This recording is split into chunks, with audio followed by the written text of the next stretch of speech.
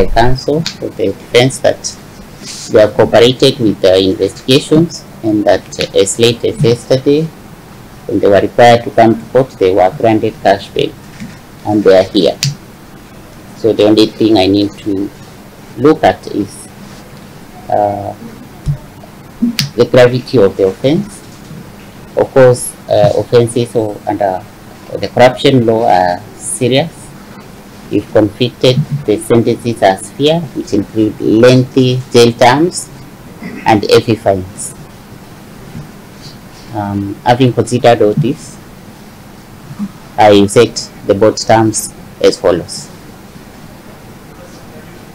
For the first, second, and fourth accused persons, the terms are they will be released on bond at Kenya shillings 2 million. That is a bond of 2 million shillings with one surety of similar amount each. In the alternative, each of the accused persons will pay cash bail in the sum of Kenya shillings 500,000.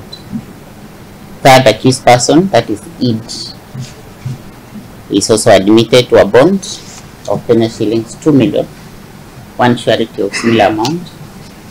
In the alternative, she will pay cash bail, Kenya shillings 500,000. Fifth, sixth, seventh, and eighth accused persons, each of them are admitted to a bond 1 million shillings with one surety of similar amount. In the alternative, we pay cash bail, Kenya shillings 100,000. Those are the orders. So 7th of February, when we expect all the documents, statements, and everything to have been shared, so that then we can fix a date for hearing.